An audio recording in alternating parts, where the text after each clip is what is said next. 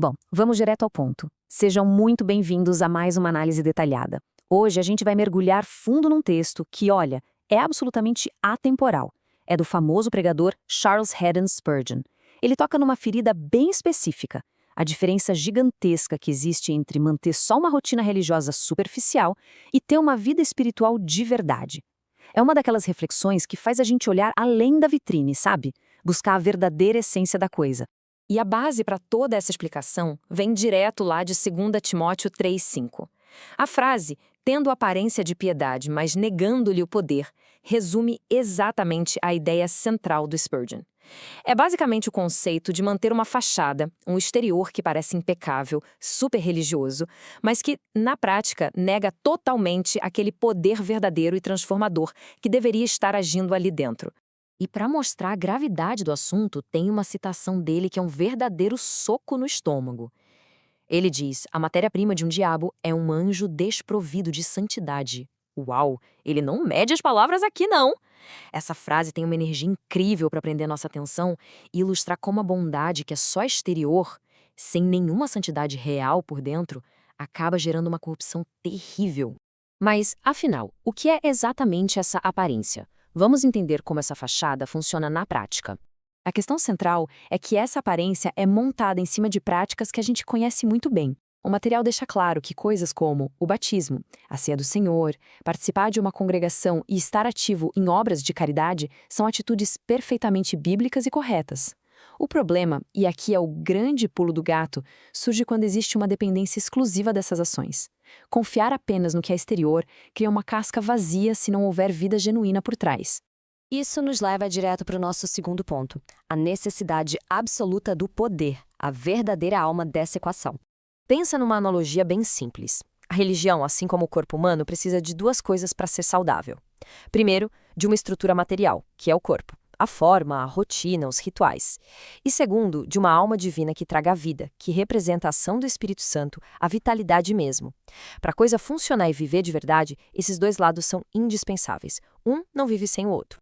Agora, o que acontece quando a gente só tem essa forma exterior? A consequência é bem sombria. Ter só o corpo sem alma leva direto à decomposição espiritual, à hipocrisia, à morte mesmo. Como o próprio autor menciona, remetendo a uma passagem bíblica clássica: sepulte a minha morta de diante de minha face. É uma falha crítica que acaba destruindo o caráter por completo. Bom, se é tão ruim assim, por que as pessoas fingem? Vamos analisar as causas dessa falsa piedade. O texto mapeia 4 motivações principais, e é impressionante como o comportamento humano se encaixa direitinho nelas.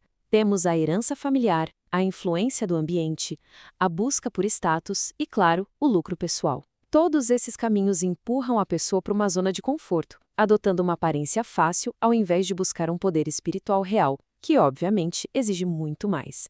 Olhando para a primeira causa, a via hereditária, a gente esbarra num perigo enorme. Achar que a fé passa pelo DNA. O argumento é muito direto. A graça não corre no sangue. Geração não é regeneração. O texto até cita exemplos históricos trágicos como Ismael, filho de Abraão, e Esaú, filho de Isaque, só para provar que nascer num berço religioso não garante 1 miligrama sequer de vitalidade espiritual.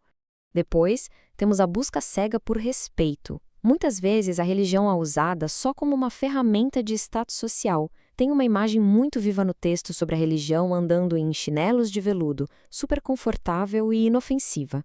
A própria cruz perde todo aquele significado original de sacrifício e vira só um adorno de moda, uma joia que as pessoas usam para serem aceitas pelos outros. E tem também o extremo perigo de fazer da fé um balcão de negócios. É quando aquele suposto fervor por Deus esconde, na verdade, uma paixão pelo dinheiro. Existe até uma comparação histórica fascinante com o imperador Maximiliano. Ele fingiu um zelo ardente contra a idolatria, mandando derreter estátuas. Mas, no fundo, o que ele queria mesmo era confiscar os metais preciosos para encher os próprios cofres. Tá certo, mas qual é a saída então? Chegamos ao verdadeiro poder espiritual, que é a ação interna do espírito. Aqui a definição não deixa margem para erro. O poder espiritual verdadeiro é a intervenção direta de Deus na vida de alguém. É o Espírito Santo operando ativamente lá no íntimo, gerando um arrependimento real e uma fé que se sustenta. Esse poder não muda só a roupa que a pessoa veste ou os lugares que ela frequenta. Ele remodela o caráter de dentro para fora, criando uma comunhão muito profunda. E isso nos traz para o ponto mais crítico de toda essa análise: o perigo mortal de manter essa falsa religião. Imagina só essa situação. De que adiantaria ir para uma batalha violenta usando um capacete feito de papelão? Essa analogia é perfeita para mostrar a total inutilidade de uma vida que é só aparência. Quando as crises reais chegam e as espadas da vida atingem em cheio, uma armadura de papelão não oferece absolutamente nenhuma proteção. Ou então, pensa nesse outro cenário.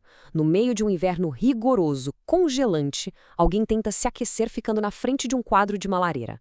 Um fogo pintado na tela. Não traz calor nenhum, concorda? Isso demonstra de forma inegável que uma fachada não oferece nenhum pingo de conforto nos momentos mais difíceis e escuros da vida. É a mesma coisa que tentar matar a fome mastigando a fotografia de um banquete maravilhoso. Fisicamente impossível. A nossa alma tem uma necessidade real de substância. Uma teologia vazia ou uma imagem bonita não substituem o alimento verdadeiro que o espírito humano exige. Para fechar, o material deixa essa metáfora que fica ecoando na mente. A imagem das fontes sem água, citando a carta de Pedro. É aquele desapontamento amargo de quem joga o balde no poço buscando alívio para a sede e puxa ele completamente vazio. Uma vida inautêntica cobra seu preço. E fica aqui aquela provocação final para a gente pensar.